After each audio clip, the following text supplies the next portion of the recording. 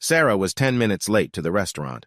Her friend Melody had invited Sarah to lunch, but there had been some last-minute problems at the office, and she had been delayed for a while. Melody smiled when she saw her friend. "You're late." It was more of an observation than a complaint. The office was going to be crazy today. Barely made it out. They spent the next 10 minutes chatting idly, looking at menus and ordering. "So, have you thought about what I asked?" Melody hoped her friend would say yes. Sarah took a deep breath. "This is crazy. Do you know what happens if you get caught? It was more of a statement than a question. No one's going to catch me. It's just a one-time thing. Bill's going to be out of town. We're going out of town to a place where nobody knows us. We'll be fine." The famous last words of everyone who ever thought they were too smart to get caught. Melody giggled at her friend's concern. "I know you're only trying to protect me, but I've got it all covered. Bill will never know, and what he doesn't know won't hurt us." "You're so damn sure of yourself. This will be your undoing. You know that, don't you? You can't anticipate everything in the world. You're worried sick. Everything's going to be all right." Sarah shook her head, looking at her foolish friend. "Maybe it will be. Maybe it won't." "Relax," Melody said. "Either way, it's my headache. All I want you to do is provide me with an alibi. Bill probably won't even ask, but if it comes up in conversation, you can just tell him we had a good time and hope to do it again soon." She giggled at her own joke. "That's exactly what I'm worried about. You're not stopping at just one time. You say it's once and that's it, but you'll do it again. Maybe with the same guy or maybe with someone else, but you won't stop at just one time." Sarah was growing increasingly annoyed with her friend. "You worry too much, Sarah. We go shopping together all the time.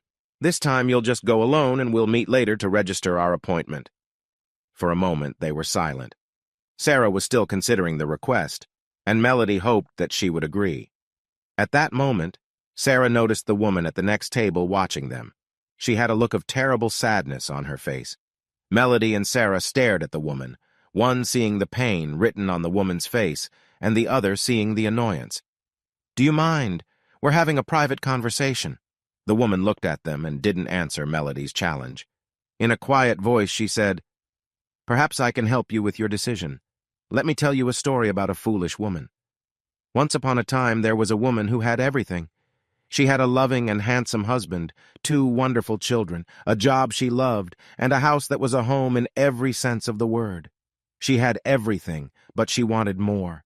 She became complacent, and at times she became bored with her life. She lost sight of what was important. There was a man where she worked. He was younger, good-looking, and knew just the right thing to say. They started going to lunch together. Lunches became longer and turned into dinners. Conversations became more intimate. Dinner turned into dancing. And pretty soon they were planning to go to bed together. It would only be once, but one turned into 2, and so on, until it became common for them to just sneak away and be together.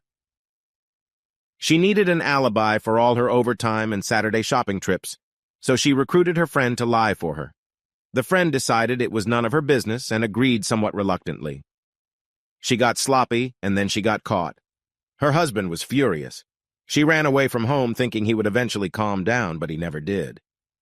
His friend stopped him from doing something stupid, but he declared war on anyone who knew about the cheating. He told the husband of the friend who was providing an alibi for his wife, and the husbands of all the other friends who knew about it, or who he thought might know about it. Soon the husbands stopped trusting their wives, and once the trust was gone, the woman just sat there, immersed in her memories, and shook her head. Finally, she looked at Melody. One woman's itchy pussy has ruined 4 marriages and caused 4 divorces. Ironically, even her boyfriend moved on to greener pastures. She was left with nothing. Melody looked at the woman and felt genuinely sorry for her, but was sure she was just being silly. "I'm sorry you got caught, but your mistake was turning it into an affair. I'll be more careful. It's just one time and done. My husband will never find out, so it's no big deal." The woman looked at Melody with a look that could best be described as disgust. "Oh, you misunderstand. I never cheated on my husband."